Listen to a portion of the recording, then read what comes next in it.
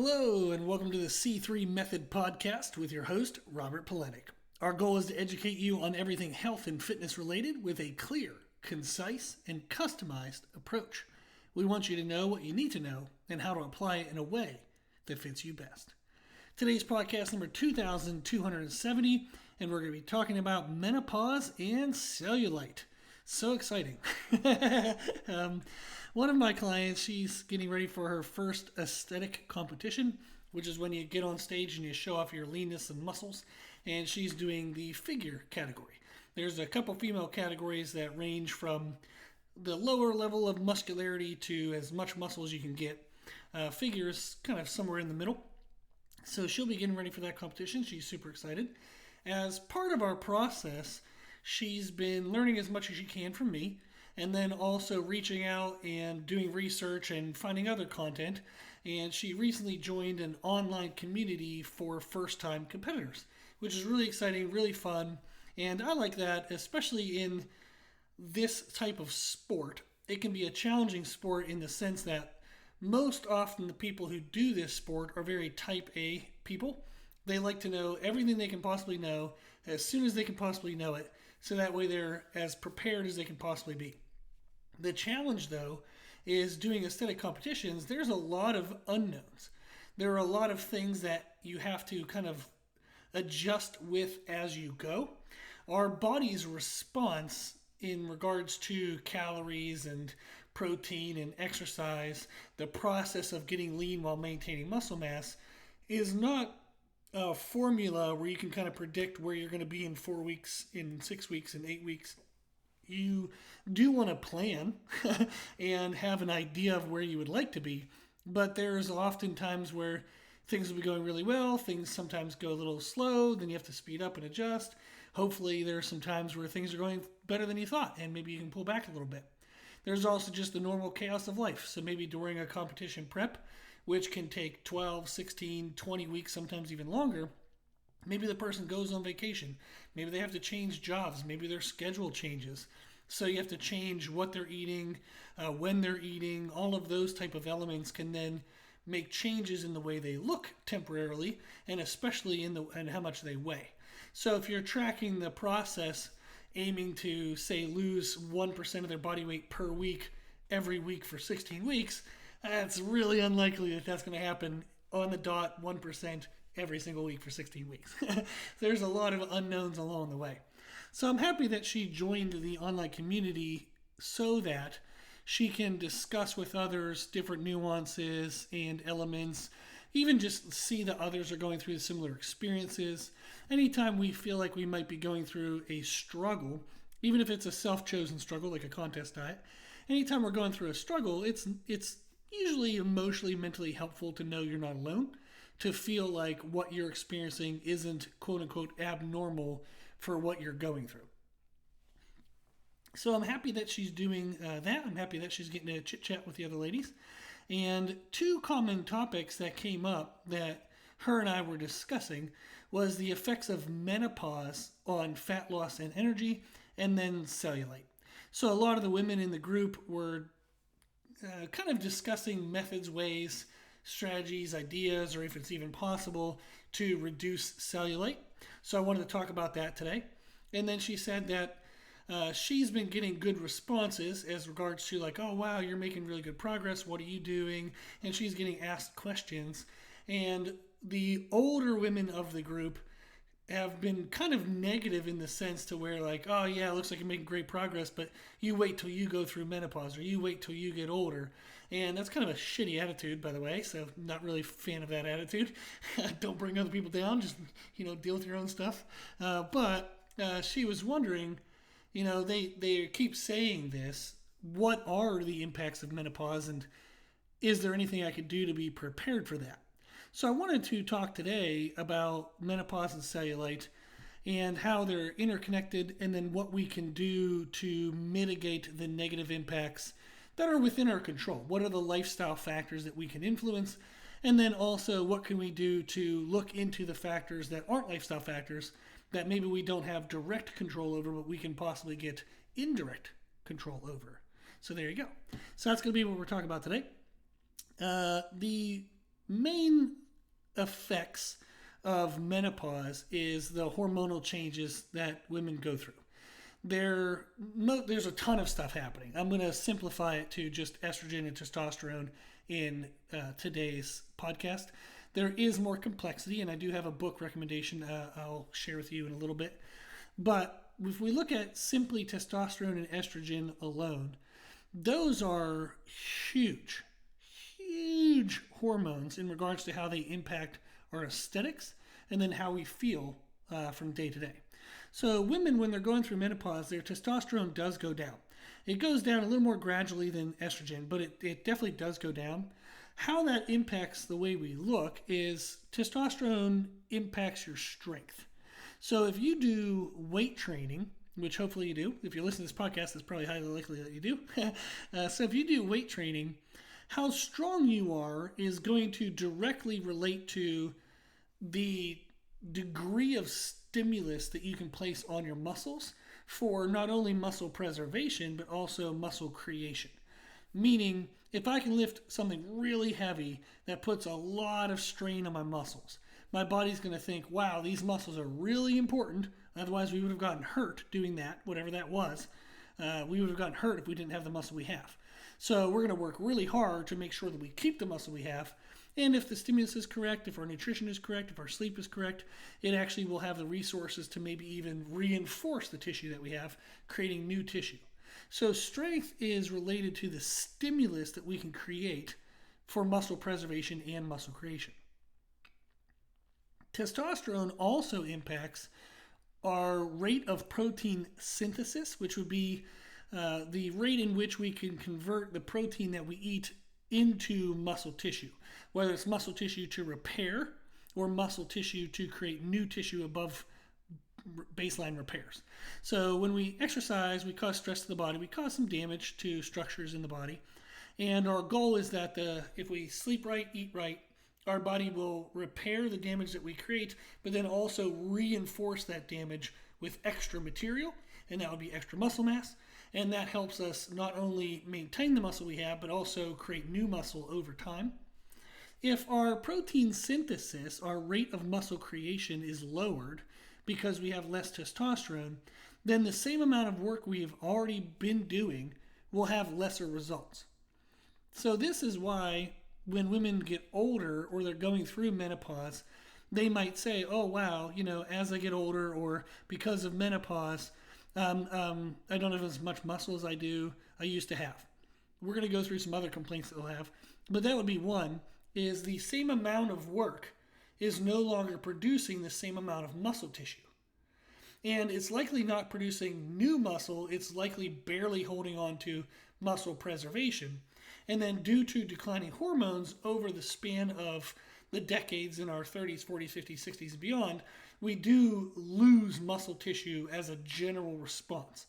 So we have to work harder as we get older to maintain the muscle that we have. So therefore, if I want to create more muscle as I get older, I have to work even harder than that.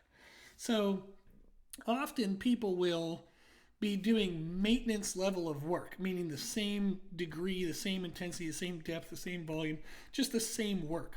And over time, it gets less and less and less results from that same effort. That is true. So we need to be increasing the intensity of what we do. You can't increase volume forever. So if you work out for 40 minutes in your 40s, you might not be able to work out for 50 minutes in your 50s and 60s and 60 minutes in your 60s, 70 minutes in your 70s. Like we can't always just be increasing the time we spend in the gym. We can increase the intensity of what we do and the specificity and just making sure that we're doing things the right frequency, the right type of movements, the right type of stimulus. So we want to train better, not more. Training better is always the first response, the first goal, and then more if necessary. But training better is often enough. As somebody continues to refine how well they train, they can often create an increasing stimulus, which helps to negate the decreasing ability for the body to repair and create new muscle tissue. So that is what's happening when testosterone goes down during menopause. We have less strength and we have less muscle repair and less muscle creation. The other thing that's happening is estrogen goes down, and it goes down quite significantly. The effects of estrogen going down is reduced muscle mass. So estrogen does play a role in muscle maintenance. And there's a lot of sciencey stuff. I'm not purposely trying to bypass it, but if I talk about the mechanisms of how estrogen works within muscle cells, it kind of muddies the water of what's most important in the podcast. So I'll stay a little higher level, but if anybody wants some of the more detailed stuff, you're welcome to email me. Our email is c3method@gmail.com, and the 3 is spelled out T-H-R-E-E. So C-T-H-R-E-E method.com. That's actually our website, and then T-H-R-E-E method@gmail.com would be our email. Okay, so we know estrogen plays a role in muscle mass. If our estrogen goes down, our ability to retain and build new tissue also decreases. So it's the same effect as when testosterone goes down. But estrogen also has some other properties which are important to note. One would be is it alters our fat distribution. So estrogen plays a role in adipocytes, like fat cells. And when estrogen goes down, our fat distribution changes. So when estrogen and testosterone are at their optimal levels, we would gain body fat, not perfectly even all over the body. We do tend to gain more body fat towards the center of our body than we do in the external, like the limbs.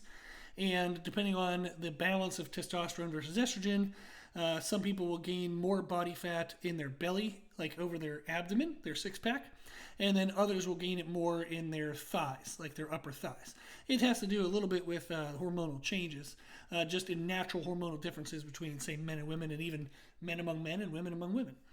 So wherever they fall in the spectrum of testosterone and estrogen balance, there is a change. Now, as estrogen decreases through menopause, we get an increase of fat being stored more centrally to our body, over the abdomen and the upper thighs. So this is something that women will see is maybe they can get, if they're dieting, for example, in their 40s and 50s, they might be able to get their upper back and their arms like really lean, but they still have the saddlebags on their hips. So the outside of their thighs still have a large amount of body fat. So the discrepancy between fat storage of the limbs versus the center of the body becomes greater as estrogen goes down. And then also the reduction of estrogen creates a dimpling effect in the stored fat, and that's where you see the effects of cellulite. I have had, oh my gosh, at this point, probably hundreds of clients who had poor hormonal balance. We then optimized their hormonal control through lifestyle factors and or hormonal therapy, and then the presence of the dimpling decreased, and then eventually we were actually able to get rid of the fat to where they don't have that, or it's significantly less than it used to be. So the dimpling of body fat, the visual effect of cellulite, is magnified when estrogen levels are low. And that's due to the change in fat cell distribution and then also fat cell function. So estrogen plays a role in how well our fat cells function in regards to the efficiency of releasing energy from the fat cell to be used for daily activity and exercise and movement. So not only do we have a change in where a fat is distributed, it's more localized to the center of the body. Also, each individual fat cell is not as efficient at releasing fat in order to be burned off for energy. This is impactful because, again, the same amount of exercise, the same amount of nutrition will not produce the same amount of leanness when our estrogen and testosterone are low. And then also that negatively impacts hunger because the release of energy from fat cells is become less efficient, meaning we have less energy released from the fat cells. The same number of calories that we have been eating will provide us less and less and less energy, we're going to feel that by feeling less daily energy, greater hunger, greater cravings. So people tend to eat more when they're going through menopause because the fat being released from the fat cells is not as efficient when estrogen is low. So, really neat to know that increased appetite is related to low estrogen due to this reason. And then also, uh, estrogen plays a role in like insulin sensitivity. So, when our estrogen is low, it can lead to increased blood sugar. And even in the same normal amount of food we would eat, the normal balance of carbs and fats and proteins and whatnot, you're just going to have a greater release of blood sugar into the bloodstream, and that can lead to like pre-diabetes or diabetes showing up in blood work when somebody's like, oh my gosh, I've changed nothing. Like, I haven't been eating any differently, I haven't been exercising any differently, and now all of a sudden I'm pre-diabetic out of nowhere, and that could be related to lower estrogen levels. So, along with these changes, and mostly due to these changes in hormones, women are going to experience mood swings, hot flashes, low energy, and a host of other kind of just experiential, how you feel throughout the day factors. And then also aesthetic factors, meaning the same nutrition, the same exercise is now producing less desirable results. So you're not getting the same basically outcome from the same level of effort. You're getting a lower and lower quality outcome. And that is why, as women get older, and for example, this group of women, why the older women were telling the younger women, you wait till you get older and, it's not going to be as easy as you think it is now. That's not helpful, by the way. I don't know why anybody would say that to anybody. It's frustrating. I care very much about my clients' mental and emotional health. So I get very protective mode and get kind of like when somebody says something negative, especially when it's like it's not said in a constructive way. It's not even said in an intelligent way. So it just frustrates me. I don't know why people do that. Like, it's a bummer that the older women in the group are struggling with that. And I do honestly mean that. Like, I'm sorry for you. Like, I'm sad for you that's happening. So if you're trying to warn others, there's a difference between warning versus just kind of raining on somebody's parade. Try not to rain on their parade. But this podcast, hopefully, will be a way in which women can better understand, and if a male's listening to this, you can now better understand what your wife, girlfriend, or sister, mother, friend, whatever relationship to a female, what they might be experiencing and why. And then hopefully you can help share the advice that I'm about to give now. So we now kind of went through just a really, really, really high level overview of what is happening with testosterone and estrogen during menopause, and then why we have cellulite, like why we have the appearance of cellulite. What can we do about it? Like, how can we address these things? The list I'm about to give is a list that I believe most people would say, yeah, I'm already doing that.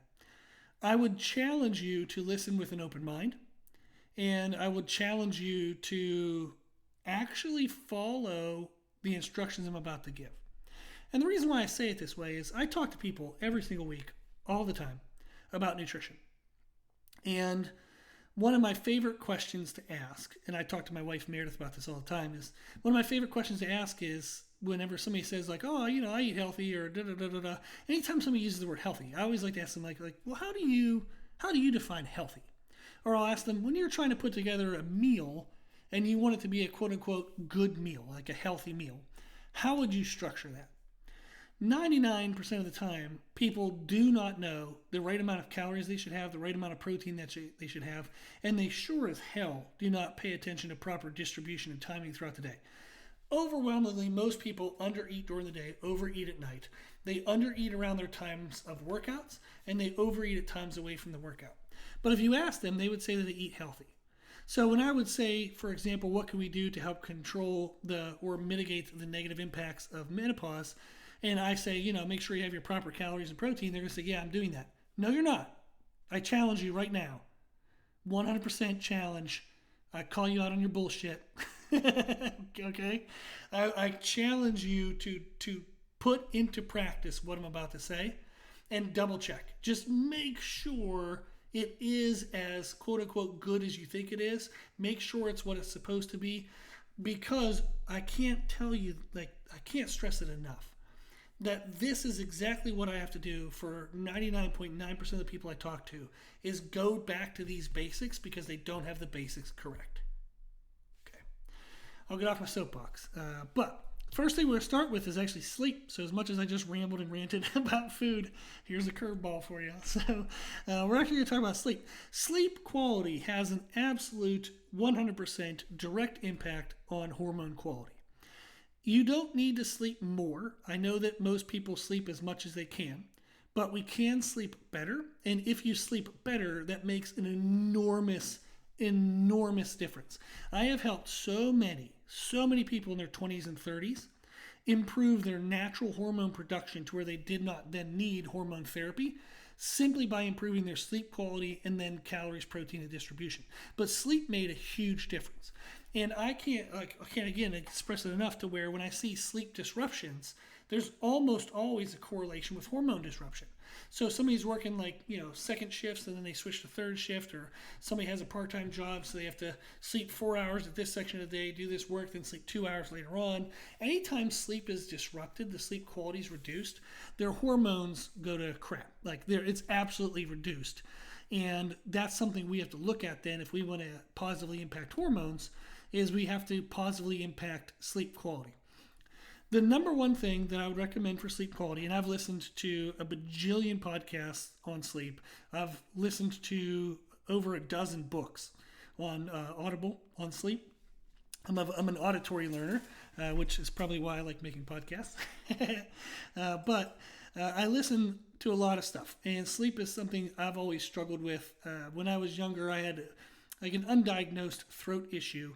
It took me a lot of years to figure it out. I had to get a omeprazole to kind of help control inflammation in my throat. I had sleep apnea in certain positions related to a surgery I had when I was an infant, and my throat is actually torqued. It's actually twisted. I had Pierre-Robin syndrome, which is a condition in which it changes the way in which your lower jaw grows. And I had a cleft, not cleft out, but there was a pharyngeal flap and some other stuff going on in my throat. They had to do a lot of surgeries when I was younger. So my throat is weird. And that means I have to be very careful in the way I sleep. I can only sleep on my belly with my head to the right. That is literally the only position I can sleep in. Or I will snore. And I've done the sleep apnea test. I've used a CPAP. It doesn't even really work. The only position it helps with is if I'm laying on my left side with my head to the right. It can help somewhat mitigate snoring there, but the CPAP machine wasn't able to help me if I was on my back. Sure as hell wasn't able to help me if I was on my right side. So I've had a lot of sleep issues, and I've looked a lot into it. And I know firsthand, absolutely 100% firsthand, the difference that an improvement in sleep quality can make in the overall quality of your life, not only just your hormones. So I really, really, really, really, really, really recommend paying attention to sleep hygiene. The number one thing is to get in a consistent routine of when you go to bed. This is challenging. I understand. I understand that everything I'm about to recommend in this podcast has, challenges to doing it. And what I would say is that the more you can control the variance, the better. The variance in sleep, the variance in calories, the variance in protein, the variance in whatever. The more you can control the variance in any of these lifestyle factors, it will have an improvement. You do not need to be perfect for there to be an improvement. You just have to make an improvement for there to be an improvement. There you go. But the more consistent you can go to bed at a specific time, even if you have to change when you wake up, going to bed at the same time really helps to regulate hormone production. A lot of our hormones are regulated around our circadian rhythm, like our sleep rhythm. So when you go to bed at the same time every night, that starts to set that clock in our body, and it can really help regulate how our body produces and hormones and a bunch of other factors as well. So what I'd recommend is getting into a routine in which you go lay in your bed at around the same time every night. Now, there are things that factor into that, like mental prep. How do you watch TV right up until the time you go to bed? Do you watch TV in bed? I don't know. Don't know if I recommend that. I know that watching YouTube on your cell phone is about the dumbest thing you can do trying to fall asleep. You want to get rid of visual stimuli. I have had people listen to like audiobooks or listen to some type of podcast, and the auditory doesn't seem to mess us up for falling asleep, but visual sure as hell does. So you want to be able to quote unquote turn off the eyes when you're supposed to go to bed. So you lay in bed at 10, do a little bit of journaling for the day, a little bit of brain dump. Maybe you plan out what you're going to do the next morning to make sure you start the next day, on track. So you do that from 10 to 10:15. Maybe at 10:15, you close your book, your little journal. Maybe you put on a sound machine. Maybe you put on a podcast, whatever it might be. A lot of the auditory apps now have timers. We can have it turn off in 5 or 10 or 15 minutes. So you can do some type of sound and then close your eyes, get into a comfortable position, and let your body just fall asleep. If you don't like silence, that's fine. You can do an auditory stimulus, whether it's a sound machine with just like white noise, or you can do an audio book or a podcast, that's fine. But having a routine in which you get away from the visual stimuli and give your body time to kind of downregulate, calm down, and reduce the stimulus, it really, really, really helps. You then also want to pay attention to environmental factors, the temperature of the room.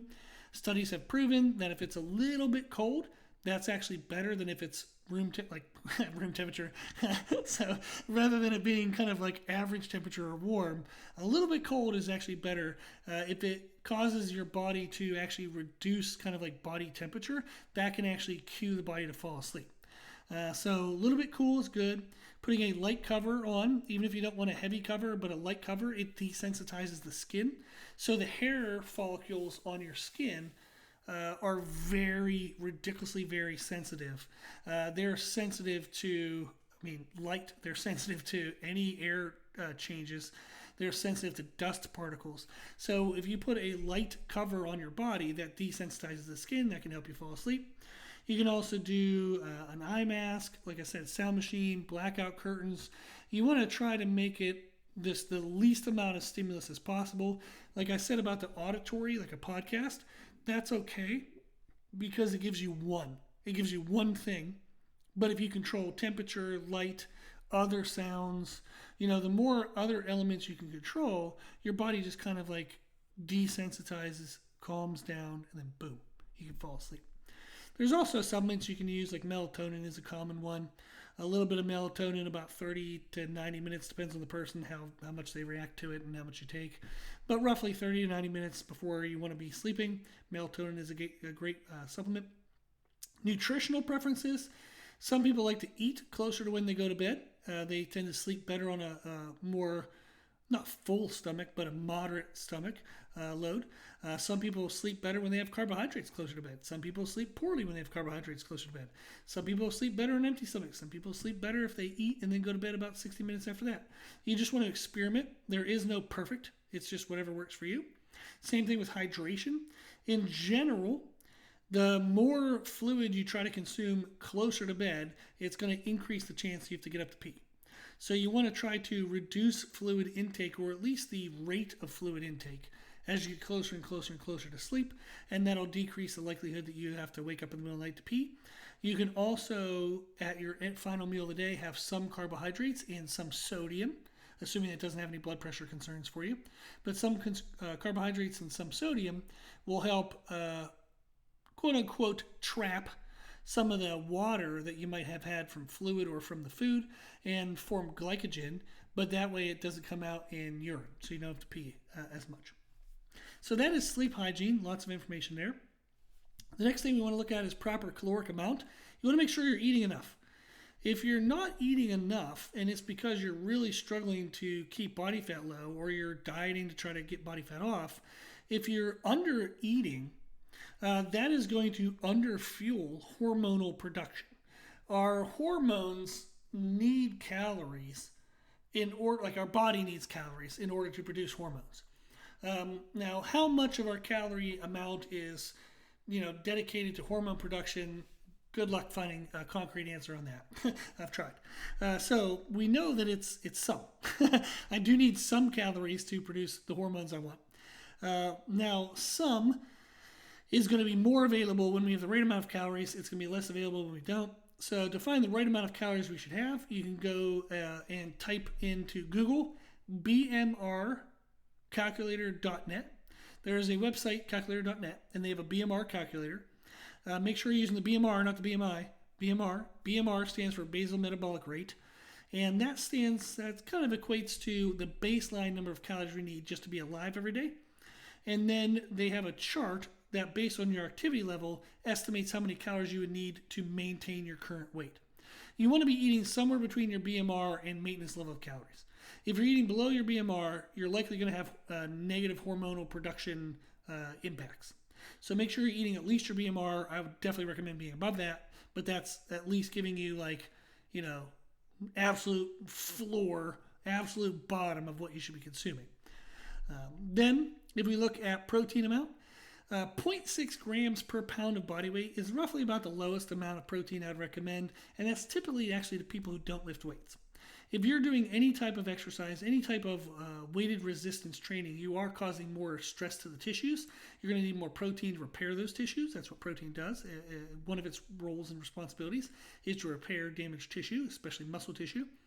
So we want to make sure that we eat enough protein. 0.6 is the lowest I'd recommend, again, to people who don't lift. People who do lift, I usually recommend at lowest amount 0.8 grams per pound of body weight.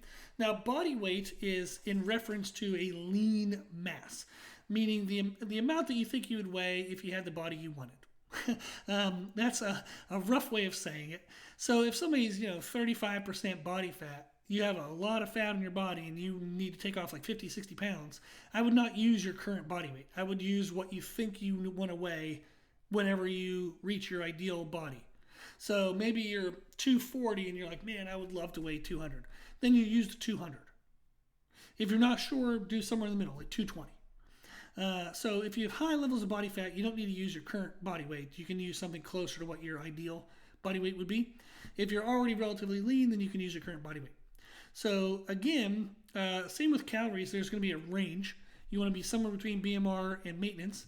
For protein, there's a range. So if you're aiming for around 0.8, maybe up to 1 gram per pound of body weight, that's usually a pretty good range for people who lift weights, is 0.8 to 1 gram. That gives you, the bottom and the top, somewhere in the middle there is perfectly fine. If somebody's training really intensely, 5, 6, 7 days a week, and especially if they're taking exogenous hormones, they probably don't need to then worry about testosterone and estrogen and hormone balance. But those people would probably consume more protein. So we're not going to listen and worry about that.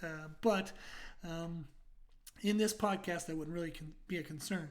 So in general, for most people listening to this podcast, for lifting weights, I would say aim for 0.8 to 1 gram per pound of ideal body weight. And there's your range. Now, our distribution or the timing of our calories and protein matter a lot. An absolute lot for hormone production. What I have people aim to do is to have a third of their calories and protein in the first 1/3 of being awake, which is roughly about 6 hours, the first 6 hours of being awake. Then a third of your calories and protein in the next third of the day, which is the next 6 hours of being awake. And then the final, roughly about 6 hours of being awake, have the final 1/3 of your calories and protein. So we call that the thirds distribution. So per 6 hours of the day, because people usually sleep 6 to 8 hours, which means you're awake for 16 to 18. So if we divide that by 3, it's roughly about 5 to 6 hours. So the first 5 to 6 hours have a third of your calories and protein. The next 5 to 6 hours, a third of your calories and protein. The final 5 to 6 hours, the final 1/3 of your calories and protein. That would be a great way to distribute everything to optimize hormones. And it also helps optimize sleep quality, by the way. Next thing that we can control is weight training. Intense weight training absolutely positively impacts hormonal production, especially testosterone. The more aggressive you can lift weights, the better your body is going to be hormonally. So we want to lift to or near failure. We don't want to go into failure, meaning when we have bad technique and we risk getting injured. But we want to lift a weight to where right when we're about to not be able to do it right is when we stop. So we don't stop when we just hit a magic number. If it's 3 sets of 10, I don't just stop when I'm at 10. I want to stop right at the edge of what my body can do. So the body ends the set and says, holy freaking crap, that was really hard. What the hell was that? That's kind of the feeling we want to give the body. Now, we want to do that roughly, and please understand there's a range, and I'm just kind of giving a general answer. But roughly for about the duration of like 5 to 30 seconds is what we want a working set to be. Sometimes it's going to be a little longer, and that's okay because we're doing certain techniques, and maybe there's cluster sets, drop sets, rest pause, things like that. But in general, you want the bout of effort to be roughly around 5 to 30 seconds. So if you reach near failure between 5 to 30 seconds, that's the right type of intensity that you want to be doing in your weight training. And then the frequency would be about 2 to 3 times a week for each muscle group. So if you're thinking about training your legs, you want to do that 2 to 3 times a week, and that's the intensity you want to do it is 5 to 30 seconds to or near failure. Okay. The next thing we're going to look at is supplements. Supplements can help. They do not matter more than sleep, calories, protein, distribution, and weight training. So you can take the supplements, but if you're doing nothing else we've discussed, you're going to get damn near nothing out of the outcome. So supplements are important, but they're only important after we've controlled all the other elements. The supplements I generally recommend for optimal hormonal health are multivitamin, vitamin D3, and a vitamin B complex. Very simple. Certainly people can get more in depth with it than that, but that's going to cover most baseline needs. Vitamin Bs, if we look at like vitamin B6, it is part of regulating estrogen levels and basically regulating neurotransmitters of serotonin and dopamine. And those help to impact our hormonal balance, but also our mood. So vitamin B6 is important for mood and hormonal balance. And then vitamin B12 is important for energy production, nerve function, red cells like red blood cell production.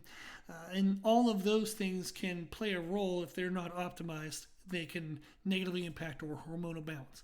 So the vitamin Bs are important. Folate is important for like reproductive health, like DNA synthesis, like the creation of our DNA in our cells. So vitamin Bs are super important. And when somebody exercises a lot, you have a higher demand for vitamin B. So I would definitely throw in the vitamin B complex. Vitamin D is extremely important for estrogen and even progesterone, which we didn't talk about, and I won't go further into that. But it's very important for estrogen levels, and it impacts the menstrual cycle, fertility, reproductive health. So vitamin D is very important. It also plays a role in regulating insulin and our thyroid, which is kind of like a very broad-based way of saying the speed in which your metabolism works. There you go. So it's very important for that. And then also it does play a role in your parathyroid and sex hormones, and those are it's all interrelated. So vitamin D is really important, so you want to get that. And then vitamins A, C, and E, so ACE, ACE, are also important, and that's going to be covered mostly in the multivitamin, but you could supplement with those extra if you really wanted to. But vitamin E has been linked to endometriosis and PCOS, which are going to be conditions that also impact your hormones, so you want to be on top of that. Vitamin C helps support and balance like cortisol, which is a stress hormone, and when cortisol is out of control, it negatively impacts sleep. So you want to be on top of vitamin C, but again, if you're taking a multivitamin, you're probably going to be okay. And then vitamin A is essential for hormone regulation, and it's been linked with thyroid and fertility, so it's something to think of as well. So when we think about the vitamins, it's ACE, so ACE, and then the B complex and vitamin D. So I usually, again, recommend multivitamin, vitamin D3, vitamin B complex. Okay, so that's basically what we can control, and if we can control those factors relatively consistently, better than you are now, then we're going to get a better than we have now result. We don't need to be perfect with these things, but the closer to getting them right more often, the better. That helps us control lifestyle factors. So these are all considered lifestyle factors. And then there can be components outside of our control. So you do want to get blood work done. You want to get blood work done and go to a hormonal specialist. A hormone specialist, do not go to a general practitioner. You might need to go to them to get the initial, whatever that word, I can't think of it right now. Referral, there you go. But you want to get to a hormone specialist. Get to somebody where this is the only thing they do, is hormones. So if I want to get surgery on my foot, I'm going to go to a foot doctor. If I want to get surgery on my brain, I'm going to go to a brain doctor. If I want to get help with my hormones, I want to go to a hormone doctor, not a general practitioner. I know that might piss off some general practitioners, but I think they would understand why I'm saying that. So we want to get blood work done just to see where our levels are at. And then that helps us, okay, if I see where they're at, maybe they're not optimal, let me double down on controlling my sleep, my calories, protein, timing distribution, weight training, supplements, and then get it retested and then see what we've been able to influence. If it's still less than optimal, then maybe you would consider some different type of hormonal therapy aids and support. And you can get further into that with a hormonal specialist.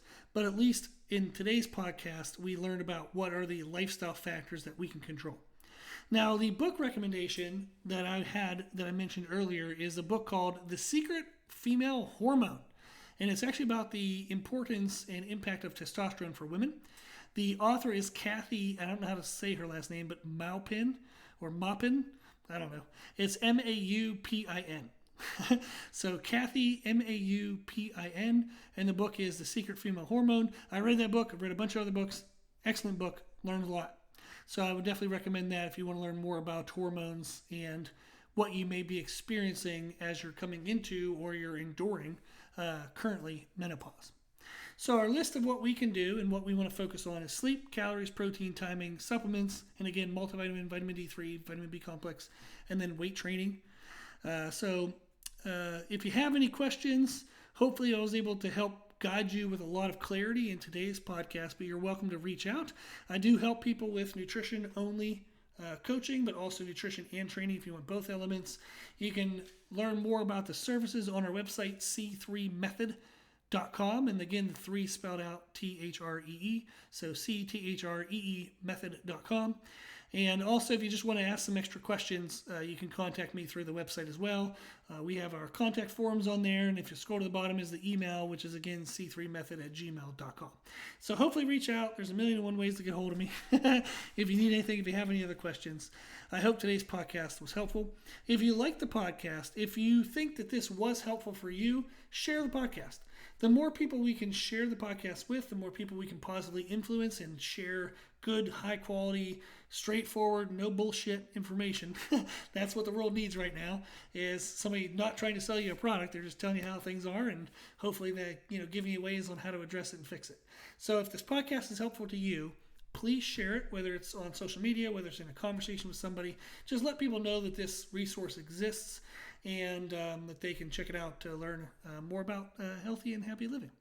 And then if you want to learn more from us, I do post pretty much every day on Instagram, and then I've been posting more and more and more on YouTube, and they're both under the name C3 Method.